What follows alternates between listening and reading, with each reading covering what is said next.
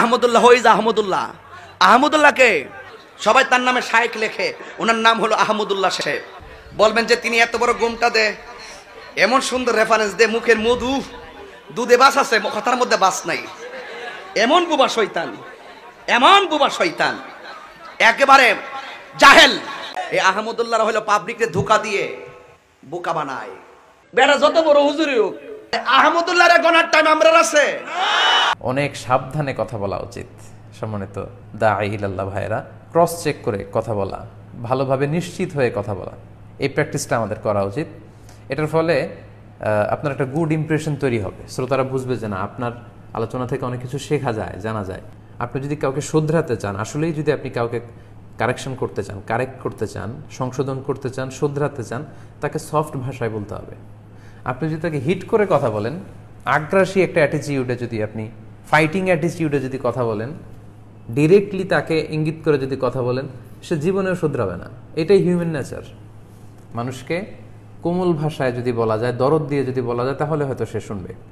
একজন দাঈ ইলাল্লাহর একটা বড় ধরনের বৈশিষ্ট্য হচ্ছে তিনি কোমল ভাষী হবেন, খুব সফট ল্যাঙ্গুয়েজে তিনি কথা বলবেন, কোমল ভাষায়, দরদ মাখা মন নিয়ে তিনি কথা বলবেন। এটা খুব জরুরি।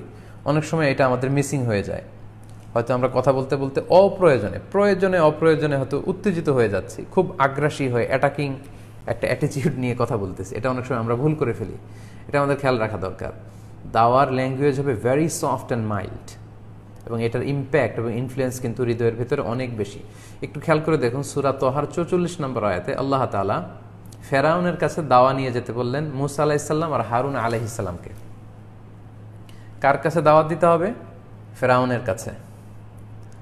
পৃথিবীর সবচাইতে বড় সন্ত্রাসী, সবচাইতে বড় টেরোরিস্ট, সবচাইতে বড় খোদাদ্রোহী, আল্লাহদ্রোহী ফেরাউনের কাছে মুসা আলাইহিস সালাম আর হারুন আলাইহিস সালাম দাওয়াত নিয়ে যাবেন। তো কিভাবে দাওয়াত দিতে আল্লাহ বললেন? আল্লাহ বললেন ফাকুলা লাহু কওলান লাইয়িনা লাআল্লাহু ইয়াতাযাক্কারু আও ইয়াখশা। মানে হে মুসা এবং হারুন, তোমরা দুই ভাই মিলে ফেরাউনের কাছে যে খুব কোমল ভাষায়, very soft and mild language use করে তোমরা তাকে দাওয়া দাও। সফট ভাষায়, খুবই সফট, দরদ মাখা মন নিয়ে কোমল ভাষায় যে ফেরাউনকে দাওয়াত দাও। লাআল্লাহু ইয়াতাযাক্কারু আও ইয়াখশা। হতে পারে যে তোমাদের এই সফট ল্যাঙ্গুয়েজ শুনে, তোমাদের দরদ মাখা কথা শুনে সে হয়তো উপদেশ গ্রহণ করবে, হয়তো সে ফিরে আসতে পারে। আও ইয়াখশা, অথবা সে আমাকে ভয় করতে পারে। সম্মানিত প্রিয় ভাইয়েরা আমার, একটু খেয়াল করে দেখেন, ফেরাউনকে যখন দাওয়াত দিতে বলা হচ্ছে, আল্লাহ বলেছেন কুলা লাহু কাওলান লাইয়িনা, সফট ল্যাঙ্গুয়েজে কথা বলো, কোমল ভাষায়, যাতে ওদের হৃদয়ে পৌঁছে যায় কথাটা, যাতে টাচ করে। তো এখন আমাদের আশেপাশে যারা অন্যায় করছে, যাদেরকে আমরা অন্যায়কারী বলি, আমাদের দৃষ্টিতে যারা পাপাচারী, অনাচারী, তারা কি ফেরাউনের চাইতেও বড় অনাচারী? তারা কি ফেরাউনের চাইতেও বেশি পাপাচারী? তারা কি ফেরাউনের চাইতেও বেশি নিকৃষ্ট?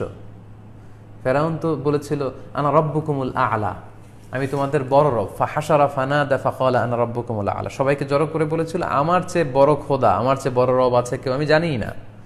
সে আল্লাহর চেয়েও উপরের অবস্থানে, আল্লাহর চেয়েও সে বড়, এরকম দাম্ভিকতা সে দেখিয়েছে। এত বড় সন্ত্রাসীর কাছে, জালিমের কাছে দাওয়াত যখন দিতে বলা হলো, আল্লাহ বললেন ফাকুলা লাহু কওলান লাইয়িনা, হে মুসা এবং হারুন, সফট ল্যাঙ্গুয়েজ ইউজ করো, মর্মস্পর্শী, হৃদয়স্পর্শী ভাষা দিয়ে তার সাথে কথা বলো, তাকে দাওয়াত দাও, দরদ মাখা হৃদয় নিয়ে দাওয়াত দাও। সো এটা অনেক সময় আমরা মিসিং করে ফেলি। অর্থাৎ একটা, যারা ভুল করছে, যারা অন্যায় করছে, আমাদের দৃষ্টিতে যারা পাপাচারী, যারা ভুল করেছে, যারা সঠিক পথে নেই, তাদের জন্য একটা ভালোবাসা আমার হৃদয়ে থাকতে হবে। অর্থাৎ আমি যে তার শুভাকাঙ্ক্ষী, এটা তার ফিল করতে হবে, সেজন্য ফিল করে যে শুভাকাঙ্ক্ষী। আপনি যখন দাওয়া কাজ করতে যাবেন, আগে তাদের জন্য দোয়া করা উচিত। একটা টপিক নিয়ে যখন আপনি কথা বলবেন, আপনার অ্যাটিটিউডটা এমন থাকা উচিত আমাদের যে আল্লাহ, এই কথাটা আমার ভাইদের হৃদয়ে তুমি ঢুকিয়ে দিও। আপনার একটা দরদ থাকা দরকার। হায়রে আমার ভাইরা বুঝতেছে না, আরে লোকগুলো তো বিপথে চলে গেল, আহারে তারা তো শয়তানের ফাঁদে পা দিয়ে অন্ধকার পথে চলে গেল। তাদের জন্য একটা দরদ, একটা ভালোবাসা, তাদের জন্য একটা ফিলিংস নিয়ে আপনার এই দাওয়া কাজ করতে হবে। তো এটা আমরা অনেক সময় মিস করে ফেলি। এই কোমল ভাষায় দরদ মাখা মন নিয়ে দাওয়াটা যে পৌঁছাতে হয়, তার বিপরীতে আমরা প্রায়ই হয়তো উত্তেজনা ছড়িয়ে ফেলি, হয়তো খুব বেশি অ্যাগ্রেসিভ হয়ে যাই, এবং আমরা হয়তো ভাবছি যে এটাই হয়তো রাইট অ্যাপ্রোচ, কিন্তু অনেক সময় এটা হিতে বিপরীত